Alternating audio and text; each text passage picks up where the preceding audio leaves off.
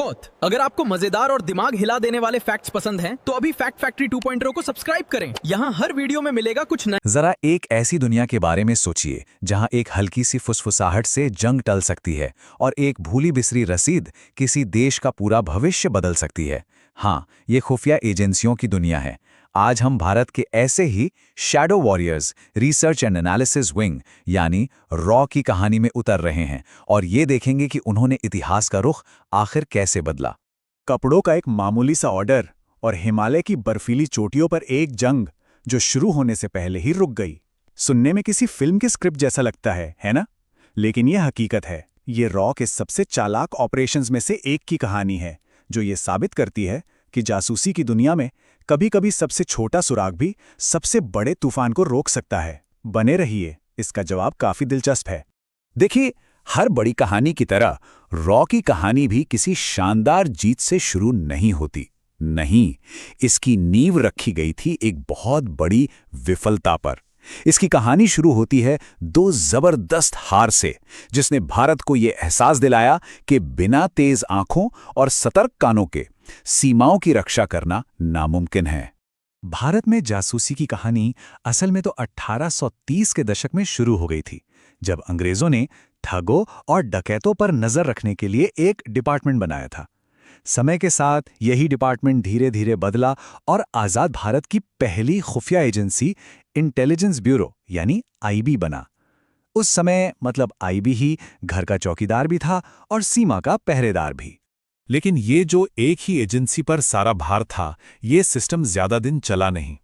1962 में चीन ने हमला कर दिया और आईबी को बिल्कुल भनक तक नहीं लगी। ठीक 3 साल बाद 1965 में पाकिस्तान ने भी अचानक हमला कर दिया। ये दो हार सिर्फ हमारी सेना की नहीं थीं, ये सीधा सीधा हमारे इंटेलिजेंस सिस्टम की हार थीं। और ये एक ऐसा सबक था जिसे नजरअंदाज नहीं किया जा सकता था। इन दो युद्धों के बाद उस समय की प्रधानमंत्री इंदिरा गांधी ने एक बहुत बड़ा और कड़ा फैसला लिया। उन्हें एक ऐसी एजेंसी की जरूरत थी जिसकी नजरें सिर्फ और सिर्फ विदेशी खतरों पर टिकी हों। उन्होंने अपने सबसे काबिल जासूस आर.एन. काओ को बुलाया और उन्हें एक ऐतिहासिक जिम्मेदारी सौंपी, भारत की पहली विदेशी खुफिया एजेंसी यानी रॉ को बनाना बिल्कुल स्क्रैच से। और रॉ को अपनी काबिलियत साबित करने के लिए ज्यादा इंतजार नहीं करना पड़ा। 1971 में एक ऐसा संकट सामने आया जिसने न सिर्फ एक नए देश को जन्म दिया, बल्कि पूरी दुनिया को रॉ की ताकत का पहला परिचय भी करवा दिया। देखिए, उस समय पूर्वी पाकिस्तान, जो आज का बांग्लादेश है, अपनी आज़ादी के लिए लड़ रहा था। भारत मदद करना चाहता था, लेकिन सीधे सीधे जंग में कूदे बिना। सबसे बड़ी चुनौती क्या थी? पश्चिमी और पूर्वी पाकिस्तान के बीच सप्लाई और कम्युनिकेशन को काटना, और ये होता था हवाई रास्ते से, जिसके बीच में भारत था। तो रॉ ने जो योजना बनाई वो जितनी साहसी थी उतनी ही शानदार भी। उन्हें पता चला कि हाशिम कुरैशी नाम का एक एजेंट एक भारतीय विमान को हाईजैक करने की फिराक में है। रॉ ने उसे पकड़ने के बजाय उसे ही अपना मोहरा बना लिया, एक डबल एजेंट।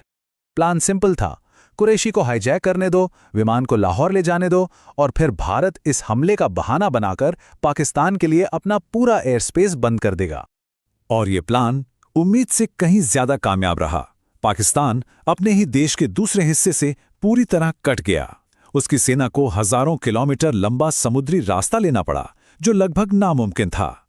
सोचिए, बिना एक भी गोली चलाए रॉ ने युद्ध का पासा ही पलट दिया था, और इसी के साथ रॉ की साख हमेशा के लिए स्थापित हो गई थी। लेकिन कहते हैं ना, हर ऊंचाई के बाद एक गहरी ढलान आती है।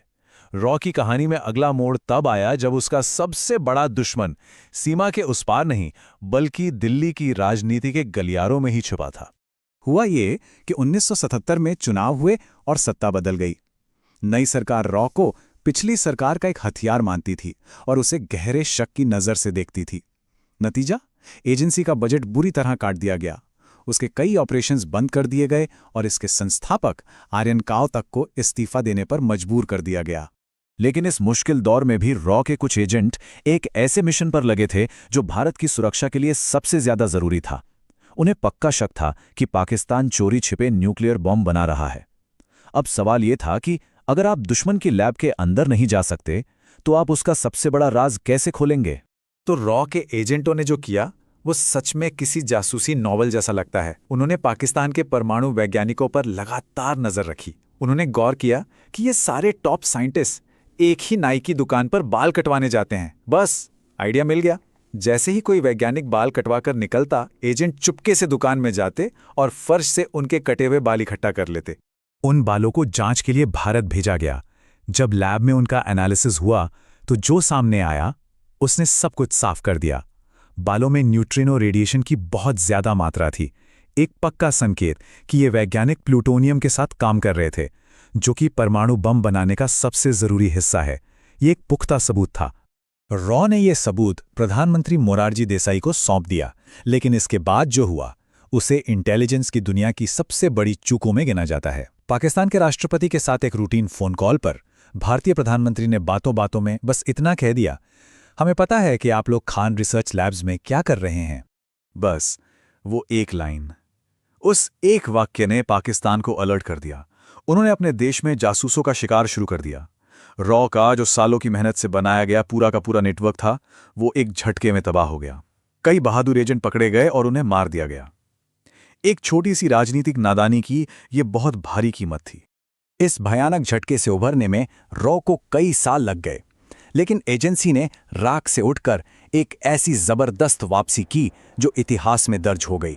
और इस बार जंग का मैदान था दुनिया की छत, सियाचिन ग्लेशियर।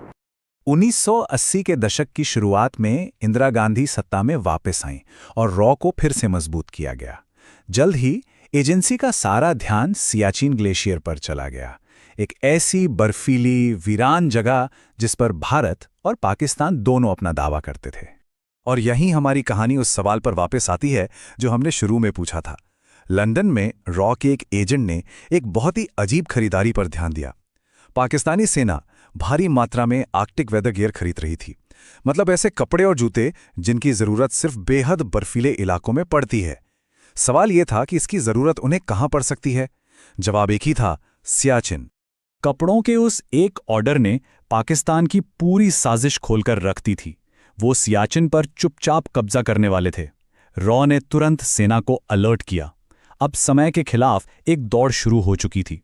भारत ने फौरन ऑपरेशन मेघदूत लॉन्च किया और पाकिस्तानी सेना के वहां पहुंचने से कुछ घंटे पहले ही भारतीय सैनिक ग्लेशियर की सबसे अहम ऊंचाइयों पर जाकर बैठ चुके थे। इंटेलिजेंस और मिलिट्री एक्शन का ये एक बेहतरीन नमूना था।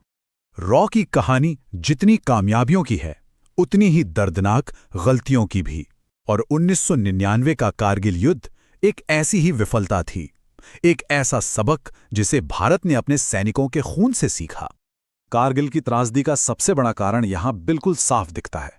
युद्ध से ठीक पहले 45 अलग अलग छोटी बड़ी चेतावनियां मिली थीं। सोचिए, 45, लेकिन उनमें से सिर्फ 11 ही उन लोगों तक पहुंच पाईं जिन्हें फैसला लेना था। बाकी की 34 चेतावनियां बस फाइलों और दफ्तरों के बीच कहीं दफन होकर रह गईं। और जब हम इन चेतावनियों को देखते हैं तो ये विफलता और भी ज्यादा छुपती है। बर्फीली ऊंचाइयों पर लड़ने वाले खास जूते, तोपों की नई तैनाती, पाकिस्तानी ड्रोन्स का सर्वे, ये सब चीख चीख कर खतरे का इशारा कर रहे थे, लेकिन कोई सुनने वाला ही नहीं था। असल में अलग अलग एजेंसियां एक दूसरे से बात ही नहीं कर रही थीं। कारगिल के इस दर्दनाक सीख के बाद भारत ने अपने इंटेलिजेंस सिस्टम में एक बहुत बड़ा बदलाव किया। राष्ट्रीय सुरक्षा परिषद यानी एनएससी की स्थापना की गई।